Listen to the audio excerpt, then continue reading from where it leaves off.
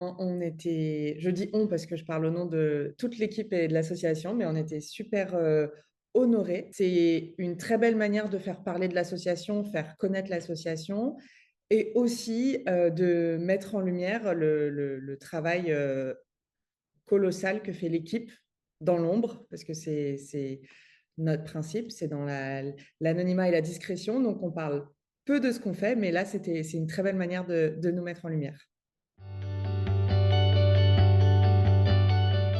Très concrètement, on est une association composée d'une dizaine de bénévoles. On a une permanence WeChat, donc on est joignable sur WeChat 7 jours sur 7, pas 24 heures sur 24, mais presque. Et en fait, on vient en aide aux Français de Shanghai et la région en situation de détresse.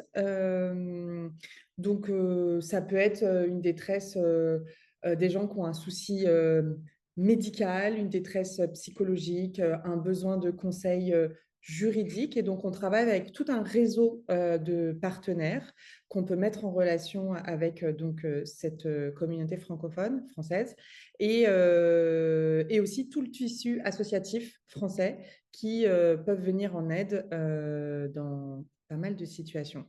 Donc, on travaille avec des médecins, des professionnels de santé, des avocats, des juristes. Donc, on a tout un panel de partenaires pour aider les Français. C'est exactement ça. C'est exactement ça. Donc, on travaille principalement avec WeChat. Donc, les gens nous ajoutent sur WeChat et nous font part de leurs problèmes ou de leurs questions, d'une situation compliquée qu'ils peuvent vivre. Et donc, en fonction de ça, on met en place un accompagnement et on essaye de guider au mieux les gens dans des problématiques pas souvent évidentes. Exactement. En fait, l'association Solidarité Shanghai, elle a été créée en 2009 à la demande du consul général de l'époque, où ils se sont rendus compte qu'il y avait pas mal de Français qui pouvaient se retrouver dans des situations compliquées ou qui avaient besoin d'aide et d'accompagnement. Et on travaille vraiment main dans la main avec les affaires sociales du consulat. Donc, parfois, c'est le consulat qui nous contacte en disant on aimerait que vous aidiez telle personne, que vous l'accompagniez. Parfois, nous, on est contacté en direct par des gens et on se permet d'appeler le consulat en disant, en mettant un petit warning en disant, on pense que cette personne a besoin d'aide et on travaille vraiment main dans la main avec eux. Le Covid a été évidemment un énorme sujet pendant plusieurs années où on a accompagné les gens dans beaucoup de détresse psychologique, dans des situations d'isolement.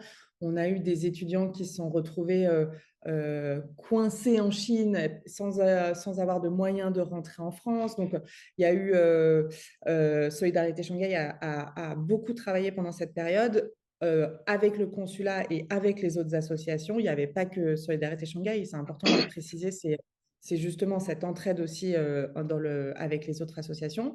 Euh, Aujourd'hui, c'est beaucoup de cas individuels, de gens qui ont des problèmes médicaux, des problèmes financiers, qui se retrouvent. Il y a pas mal de gens qui ont perdu leur emploi à cause du Covid et qui sont retrouvés dans des situations financières très compliquées. Des gens qui sont loin de chez eux et à qui on annonce une mauvaise nouvelle médicale et qui ont besoin d'écoute et aussi d'aide. Aujourd'hui, je dirais que c'est vraiment des cas individuels qu'on traite. C'est super simple. Nous, ce qu'on demande aux gens, c'est de partager notre QR code WeChat ou notre contact WeChat à tous les nouveaux arrivants, les nouvelles familles. Maintenant, il y a les étudiants qui reviennent, il y a les jeunes actifs, les VIE qui sont de retour aussi. Donc, partager notre contact au plus grand nombre possible. On dit toujours ne pas attendre d'avoir un problème pour nous avoir dans ces contacts. Vous arrivez, vous voyez le QR code passer, vous nous scannez, vous nous avez dans votre contact WeChat. Comme ça, en cas de problème, on est là. Donc, il y a déjà ça, c'est transmettre notre contact. Et aussi, on recrute toujours. Parce que on est une équipe de bénévoles, principalement d'expatriés. Donc, comme vous le savez, c'est un éternel recommencement. Et on a une grande partie de l'équipe qui quitte la Chine à l'été 2025.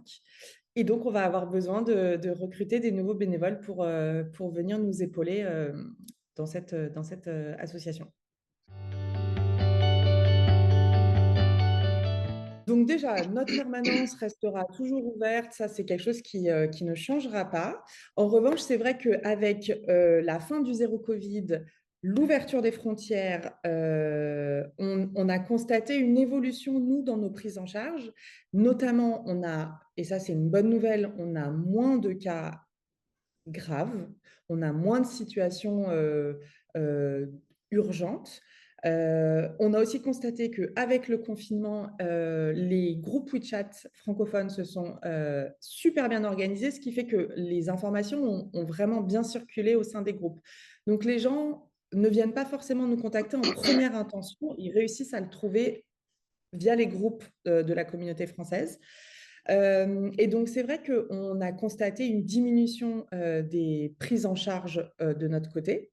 Il y en a encore beaucoup parce qu'à titre d'exemple, en 2023, on a quand même eu 80 prises en charge, plus ou moins longues, plus ou moins graves, j'ai envie de dire, mais on a quand même eu 80 demandes. Et donc, on s'est dit, un de nos piliers de l'association, c'est aussi de faire de la prévention. Et donc, on a créé pas mal de petites fiches tuto de ce qu'il faut faire avant d'arriver, ce qu'il faut savoir, ce qu'il faut préparer. Ça va du simple détail sur la banque, comment avoir accès aux informations.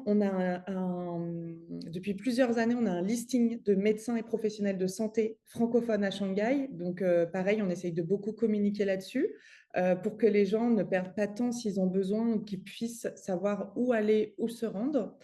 Voilà. Et en projet, là, on a une conférence santé et sécurité qu'on organise conjointement avec l'UFE, l'Union des Français de l'étranger, justement pour accueillir les nouveaux arrivants et leur donner toutes les informations utiles euh, qu'on n'a pas forcément quand on débarque sur la médecine, donc hôpitaux publics, hôpitaux privés, quelle est la différence, où se rendre, comment faire. On a aussi un avocat qui va intervenir pour rappeler un petit rappel à l'ordre sur la conduite en état d'ivresse, qu'est-ce qui se passe si on est arrêté par la police, tout ça. Donc, c'est pas mal d'informations de base pour, j'ai envie de dire, essayer de préparer les gens au mieux et savoir où aller, comment réagir, comment faire et tout ça.